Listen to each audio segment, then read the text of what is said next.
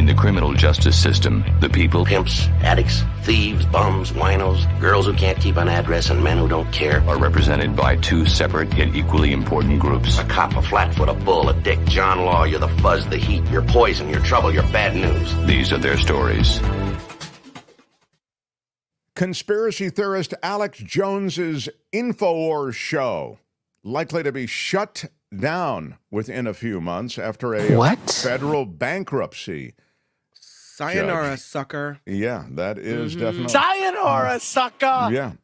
He is someone who's made millions and tens of millions of dollars off of that Infowars show, selling supplements, selling any number of things, selling, I think, memberships to the show. What a despicable man. Now he will sell off the assets. I will sign on to that description of him. I agree. He'll sell off the assets of his media company, Free Speech Systems, because the bankruptcy judge has ruled that he will have to do so to meet his obligations in the judgment. Billy says, no Infowars, how will I live? Net proceeds from any sales, again, of all of those things, these are the assets of his media company, will go to Sandy Hook families who won $1.5 billion in damages for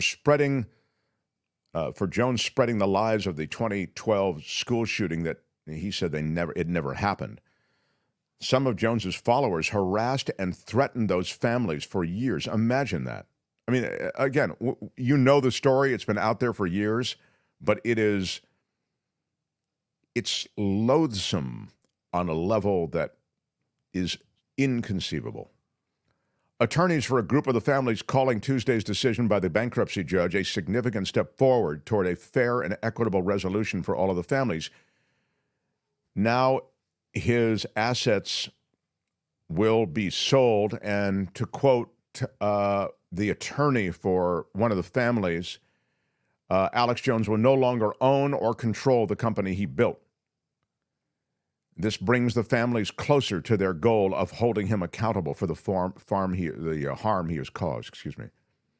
The court appointed a trustee for Jones's personal bankruptcy case, and that trustee has already begun the process of auctioning off the components of Free Speech Systems. That's the parent company of Infowars. Listed for sale is everything: production equipment, domain names, Infowars vitamins and supplements, online store. That's all for sale. They're auctioning it off. Can't wait to get my hands on some of that. All the proceeds will go to paying off these families. There are already several parties that are expressing interest in buying the assets, according to the bankruptcy trustee. The bidders still unknown. The sale process starts with sealed bids, and then open auctions are set for November 13th and then again December 10th if needed. The fact that there have been apparently people or entities sniffing around the intellectual property assets, social media accounts.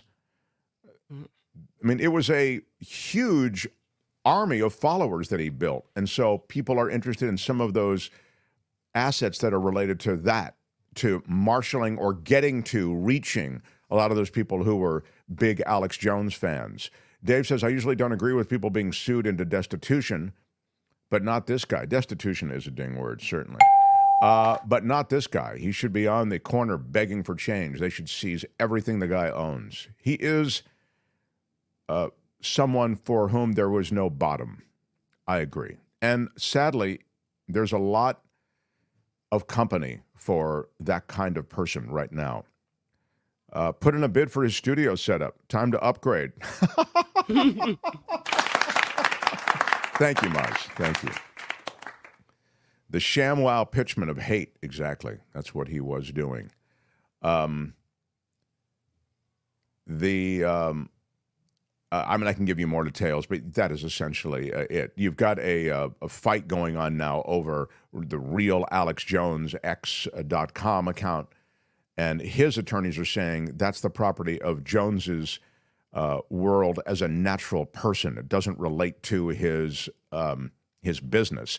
And so you can see there is a legal tug of war going on, and it would violate Alex Jones's right to his privacy if you were to give that up. We can ask David Katz about that. We're actually going to ask him about I've got a lot of stuff actually to ask him about. We'll ask him about the Haitian case that's being brought against Donald Trump. All of that tomorrow. The Truth versus Alex Jones on HBO. Really, really good documentary about Jones' behavior regarding Sandy Hook. Thank you, Randy. We will check that out. That's not the only thing going on. I mean, when it comes to bankruptcies, you know, one of the gold medalists is Rudy Giuliani, everybody. Yeah, he loves that bankruptcy, and he loves trying to avoid paying that judgment that he got for defaming those two innocent Georgia poll workers, election workers. Rudy Giuliani owes $300,000 now, the bankruptcy judge is saying, to the firm that worked on his bankruptcy case. So he's not only trying to stiff those to whom he has a financial obligation because of the defamatory speech, but also he's trying to skate on paying the accounting firm that is tracing his money. So he's been told that he has to pay a bill of $300,000 for this forensic accounting firm's work that traced his money in this bankruptcy proceeding. There was a dispute over how much Giuliani owes to the accounting firm. It's called Global Data Risk. It was the last vestige of his efforts earlier this year to hold off creditors. You know, he owes them, $150 million. So Giuliani had said to the judge in the U.S. bankruptcy court in White Plains, New York, that the fees of the accounting firm, like billing for meetings, travel, interview time, as they researched his assets for the creditors, that should be reduced, that bill. But the judge is saying no. And in fact, the judge is giving the accounting firm nearly everything that they were after. Quote, there was an alarming and inappropriate lack of financial transparency by the debtor, which led to the need for this work. Giuliani, of course, dropped his bankruptcy case because this is over the summer. The federal judge grew really impatient with the whole way in which Giuliani was hiding assets. There was a general lack of transparency. That's why Giuliani knew that there was no real chance. And the bankruptcy had blocked, of course, any payment to the Georgia election workers, Ruby Freeman and Shay Moss. So at that time, they couldn't seize his condos or any of that because of this bankruptcy proceeding. But now it continues. They're in court trying to force the sale of Giuliani's property, including a penthouse co-op apartment on the Upper East Side of Manhattan, a Florida condo. Both those assets worth millions. Freeman and Moss are theoretically the first in line on a whole list of people that Giuliani owes.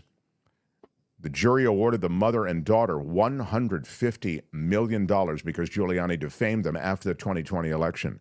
Doug McNeely says Jones and Giuliani both should be left penniless and living on the streets. Wow.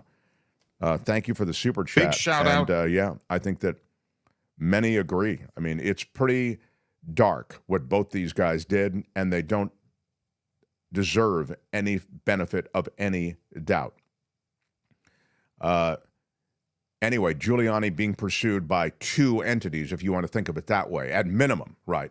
It's the Georgia election workers who actually are seeking to liquidate some of his assets so that some part of the $150 million judgment can be paid.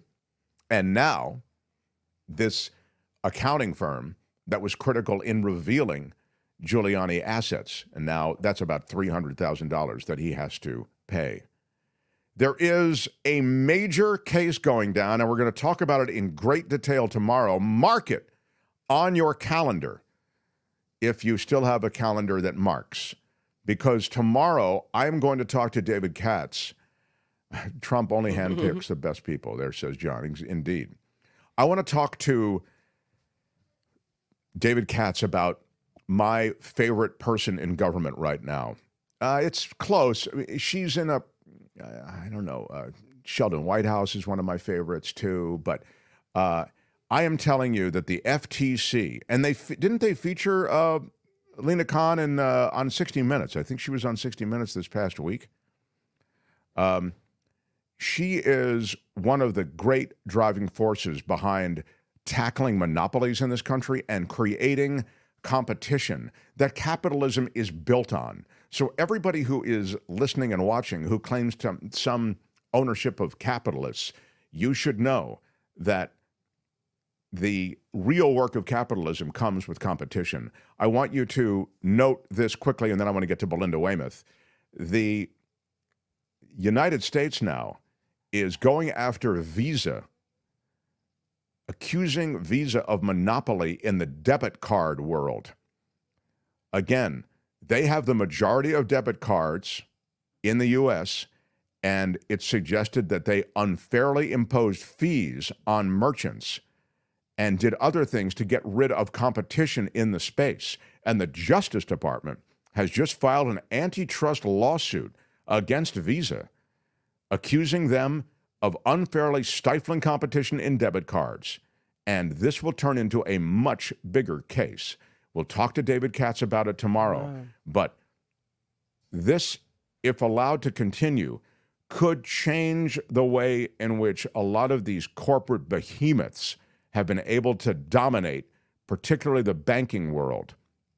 Merchants and banks get into what are essentially de facto exclusive agreements with Visa. And that is a monopoly. And again, it's a monopoly that comes in large part by threatening or by imposing higher fees on merchants. And so you end up with a monopoly that perpetuates itself. I'll talk to David Katz about it tomorrow, but that lawsuit has begun Visa, in by the U.S. way, court. What's that? Visa's headquartered in the Bay Area. They're in Foster City. Oh, wow. Well, they were in San Francisco, but in '85 they moved to Foster City. So, well, the Justice Department isn't looking to put them out of business, but they are looking to deter monopolistic behavior by big companies, and they are bringing an antitrust lawsuit against them. And that is Law and Disorder for today. Tune in again next time for more Law and Disorder on The Mark Thompson Show. All right, that's it. Let's roll. Hey, let's be careful out there. Hi, it's Mark, and I thought that was great. Hit the notification bell. You'll know whenever there's a new video being dropped, and please subscribe to our channel to help us save the universe.